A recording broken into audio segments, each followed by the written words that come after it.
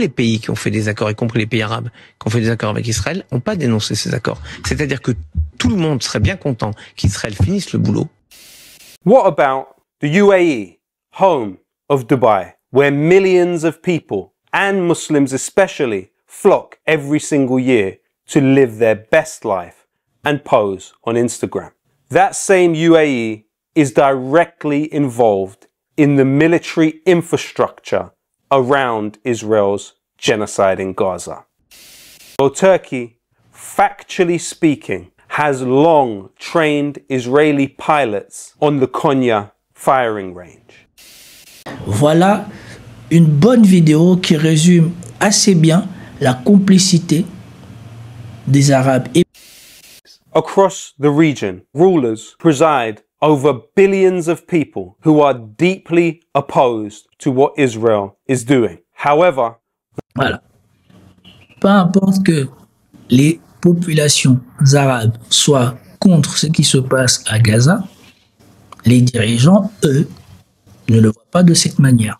Those rulers have existing covert business relations with the Zionist entity occupying Palestine. The Sun Et ils couvrent leur business avec l'entité sioniste.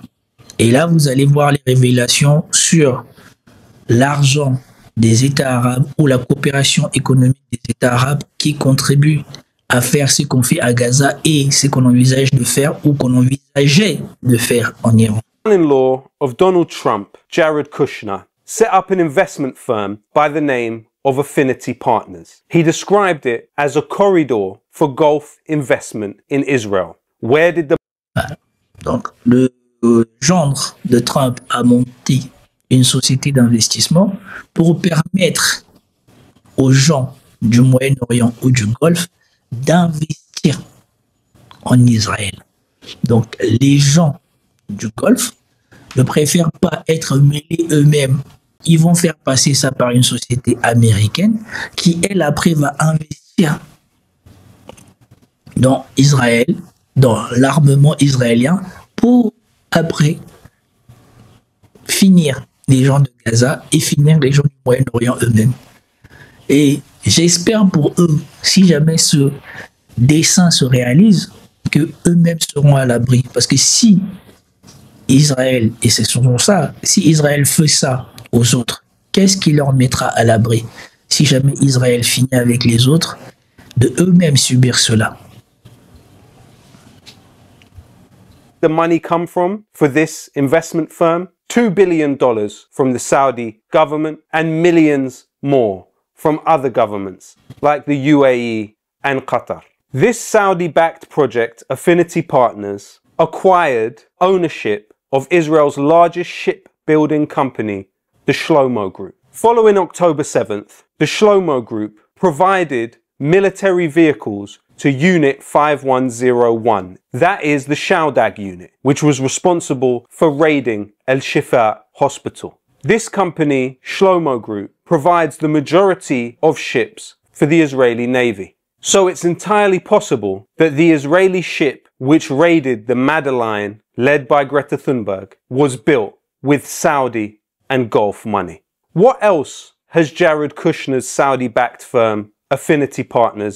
Ah, là, on vient de vous dire que la première compagnie qu'on vous a montré construire les petites voitures là, qui ont servi à attaquer je ne sais pas quel hôpital en Palestine, mais aussi les bateaux qui ont probablement servi à raisonner le bateau de Rima Hassani de Greta Thunberg. Et ici, on va vous montrer les autres collusions ou coopérations économiques, investissements des Arabes dans les sociétés d'armement israéliens. Been up to. It now partly owns Phoenix Investment Firm, another Israeli company, which has 2 million shares in Israel's largest arms company, Elbit Systems. That's money directly from Gulf rulers into Israel's largest arms company. More than 85% of the drones used in the West Bank and Gaza are from Elbit Systems. And Phoenix Holdings is Elbit Systems' lone institutional shareholder. Phoenix Holdings not only sponsors but ensures the building of Israeli settlements in the West Bank. on finance une compagnie qui assure la construction des colonies directement en Cisjordanie. Phoenix is also key to Israel's Adopt a Soldier project, which helps new Israeli soldiers become acclimatized to their surroundings. What about the UAE, home of Dubai, where millions of people, and Muslims especially, flock every single year to live their best life and pose on Instagram? That same UAE is directly involved in the military infrastructure around Israel's genocide in Gaza. A deal was signed in 2021 between the UAE state-owned arms firm Edge Group and Israel Aerospace Industries to develop drones together. That's not all. Edge Group owns 30% of the Israeli defense contractor Third Eye Systems. The Ghost Soldier system, which Third Eye rolls out, assists the ground forces in their operations around the Strip. And during the genocide in Gaza, Third Eye Systems increased its value by 51%. Ok. En tout cas, ça commence à faire long. Je ne vais pas commenter ça, je vais juste vous le traduire pendant que quand je vais vous le publier. Mais vous voyez, 30% of that et on va company finir avec is owned by a UAE state-owned company. G42 is a UAE company headed by the National Security Advisor of that state. It has a joint venture with Rafael, Israel's state-owned arms company. In fact, the military connections between Israel and the UAE are so close that Israel established Elbit Systems Emirates, a direct subsidiary of Elbit Systems based in the UAE producing weapons. But the UAE's involvement in the Gaza genocide does not end there either. Its state-owned investment firm, Mubadala, owns 11% of the Tamar gas field, which Israel operates in occupied Palestine. The Israeli military could not function without the gas that it procures from the Tamar gas field. And in fact, the relationship between Israel and the UAE is now so close that Israel Aerospace Industries announced that you will see Israeli and Emirati cooperation in space exploration. ça, c'est tout le projet que les Occidentaux voulaient voir se concrétiser dans la zone et que Gaza a ralenti en partie, puisqu'on disait que soi-disant la normalisation s'était échouée à cause du 7 octobre. Non. Vous voyez que la normalisation bat déjà son plein. L'Arabie Saoudite est déjà en coopération. Ça c'est quoi? Dubaï est déjà en coopération. Et tout à l'heure, on a eu la Jordanie est déjà en coopération. Et l'Arabie Saoudite est déjà en coopération. Alongside our partners in the Gulf countries and the Middle East, IAI continues to promote innovative solutions with a clear goal: the development of advanced technologies that will help lead the entire region towards a more secure future. نراكم جميعا في أبو ظبي. See you all very soon in Abu Dhabi. So contrary to public perception, normalization has already happened between the Saudi government and Israel. The Saudi government has been found to use Israeli intelligence company Celebrite, which is staffed by former personnel from Unit 8200, Israel's military intelligence unit. The Saudis use Celebrite to hack the phones of their own citizens. We know that Jamal Khashoggi, the Saudi dissident who was hacked to death in the Saudi embassy in Turkey, had his phone hacked by the Saudis with Pegasus spyware from the Israeli intelligence company, the NSO Group. A state will not outsource the functions of its external and internal intelligence services to a state that it does not have a very close relationship with. The same is true of the UAE. It outsources the hacking of its own citizens' phones to the Israeli company Celebrite in a deal which was put together by the former head of Israel's external intelligence service, Mossad.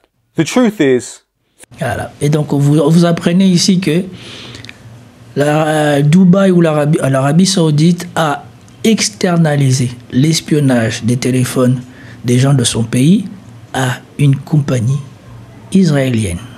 Throughout this genocide in Gaza, weapons have flown from the US Al Udeid base in Qatar to the Nevatim base in occupied Palestine to provide weapons for the Israeli military. There is also evidence that weapons have flown directly from US bases in Kuwait and been delivered to the Israeli military. How? Donc, il y a des armes qui partent et du Qatar et du Koweït pour être livrées aux Israéliens pour commettre ce qu'ils font à Gaza. Donc, si vous venez d'arriver sur le live, juste une chose, dites-moi si vous m'entendez bien et si vous me voyez bien. Parce que tout à l'heure, j'ai remarqué qu'il y a un petit problème avec le micro. Donc, dites-moi juste si vous me voyez bien et si vous m'entendez bien. How do these governments have any control over their own sovereignty when they allow bases in their state to be used to perpetuate this genocide? Et donc, ici, il questionne légitimement la souveraineté de ces pays arabes ou de ces dirigeants des pays arabes si ils ont dans leur pays des bases américaines et que c'est depuis ces bases américaines qu'on donne des bombes à Israël pour continuer ce qu'elle fait à Gaza. Comment peux-tu dire que tu veux aider Gaza si tu continues à autoriser que de telles opérations se passent sur ton sol? What about the jewel of the Muslim world, Turkey, where Erdogan constantly brings up the Palestinian people in his prayers? Well, Turkey, factually speaking, has long trained Israeli pilots on the Konya firing range, allowing Israeli Air Force pilots to use the mountain territory to sharpen their skills at targeting Palestinian homes. And in return, Turkish pilots are also trained at the Nevatim base in occupied Palestine. In fact, Israeli company Dorad Energy supplies electricity directly to Israeli military bases. The second largest shareholder in that Israeli company was Zulu Holdings, headed by Erdogan's close friend Ahmed Zulu. In fact, the Israeli military could not operate without the oil which pumps to it from two Muslim nations. The pipeline which runs from Azerbaijan and through Turkey to Israel provides 40% of Israel's oil. Voilà, donc je pense qu'ici nous en avons assez de preuves qui montrent que les pays arabes qui soi-disant parlent de Palestine et particulièrement de Erdogan, qui parlent, qui dénoncent ce qui se passe à Gaza, à quel point ces gens-là sont dépendants des liens financiers qu'ils ont créés avec Israël, parce que vous avez vu que pour Al-Sisi, l'un de ses potes milliardaires ou hommes d'affaires du pays faisait des trucs par rapport à Gaza qui n'étaient pas bons. Nous avons vu qu'au Qatar, en Arabie Saoudite, eux-mêmes sont liés à des compagnies qui sont des compagnies israéliennes. Et ici, on vous dit, l'armée israélienne ne pourrait pas opérer sur le pétrole qui provient de l'Azerbaïdjan et qui traverse la Turquie. Et donc, si déjà, rien que la Turquie mettait un blocus sur ce pétrole-là, Israël ne pourrait pas continuer à faire ce qu'elle fait. Si elle ne l'a jamais fait, c'est parce que l'argent, l'intérêt, les intérêts qu'ils ont construits avec Israël leur empêchent aujourd'hui d'empêcher Israël de massacrer d'autres Arabes. Voilà une bonne vidéo qui résume assez bien la complicité des Arabes. Et maintenant, à la lumière de ces événements que nous venons d'apprendre, une fois de plus encore, écoutez, souvenez-vous de ce que le rabbin arabe disait sur BFM TV. La plupart des gens attendent qu'on finisse le job. Il avait plus ou moins dit ça. Parce que la plupart des gens sont d'accord avec nous ou sont déjà en business avec nous. tous les pays qui ont fait des accords, y compris les pays arabes, qui ont fait des accords avec Israël, n'ont pas dénoncé ces accords. C'est-à-dire que tout le monde serait bien content qu'Israël finisse le boulot et qu'on puisse construire une paix enfin au Moyen-Orient sans des gens qui, en permanence, ne veulent qu'une chose, la destruction d'Israël. Et ici, à travers les révélations de cette vidéo ou de ce monsieur, on comprend que la plupart de ces pays arabes sont plus ou moins déjà en connivence avec Israël et ne peuvent pas empêcher Israël de faire ça sans avoir des répercussions financières directes. Avant de devoir construire tous ces liens financiers avec Israël, il fallait déjà s'assurer au moins d'être indépendant d'Israël.